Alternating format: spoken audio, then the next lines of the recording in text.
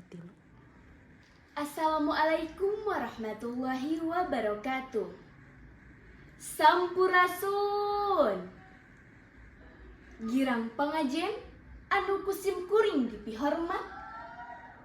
Rerencangan para patandang pasanggiri diantara Festival Tunas Bahasa Ibu anu kusim kuring dipikareus.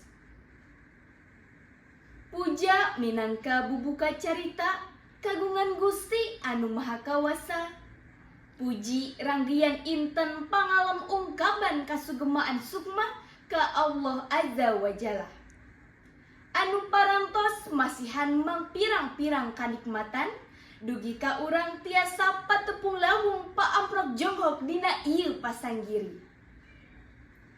Solawat sinareng salam mugia salawasna ngamalir kajungjunan alam nyatana habibana wa nabiyana Kanjeng Nabi Muhammad sallallahu alaihi wasallam.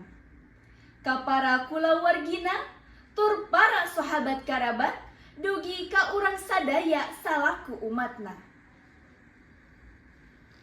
Para wargi hormaten simkuring. Dina ieu kasempetan simkuring oge sejanjihunkeun dihapunten. Rehna ngadeg di ieu panggung teh sanes rumaos diri punjul atanapi pinter. Ieu mah mung sejangiring jabung tumalapung sabda kumapalang diajar biantara nganggo basa Sunda. Dupi jejer anu diguar ngeunaan etika ngagunakeun teknologi informatika. Nanging hapunten sanes bade mapatahan ngojai kameri. Da simkuring mah rumaos diri laib ku pangarti sudah ku pangabisa. Para wargi hormaten simkuring. Kiwari teh urang geus aya di zaman anu sarua canggih. Dunya teh lir ibarat sagara anu tanuat tesuangen. Pinuh ke ombak informasi anu datangna ti ditu ti dieu.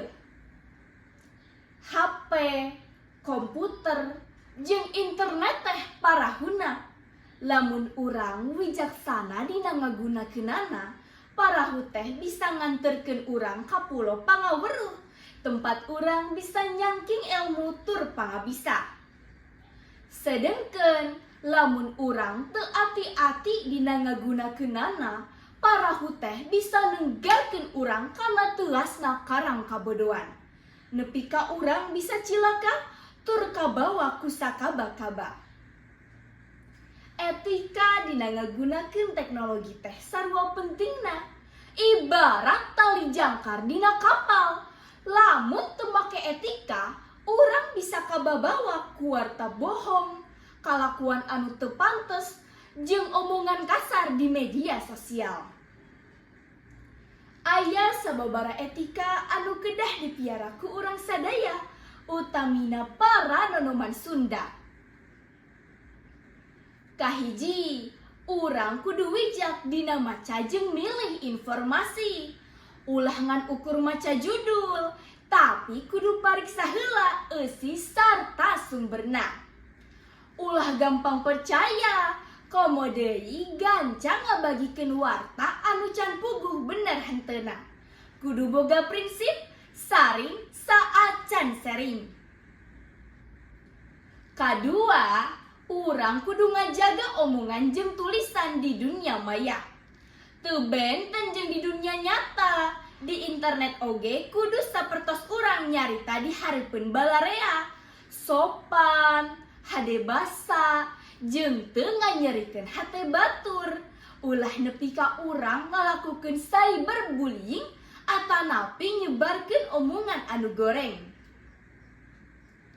Katilu, urang kudu ngagunakeun teknologi pikeun kahadean. Gunakeun internet pikeun diajar, bekarkeun pangabisa jeung kaparigelan, atawa ngiringan kagiatan anu mangpaat.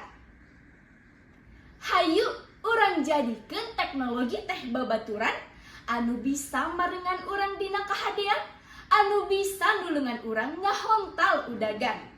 Ulah nepi ka teknologi teh ngajadikeun urang poho kana purwadaksi, poho kana waktu, komo deui poho kana kulawarga jeung kawajiban.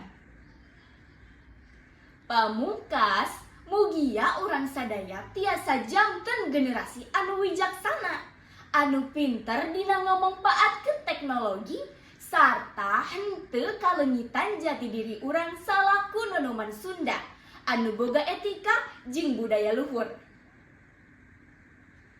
Hadirin hormatin simkuring, mung sakitu anu kapihatur, urang teunden di handeulum sieum, gesan sampeureun.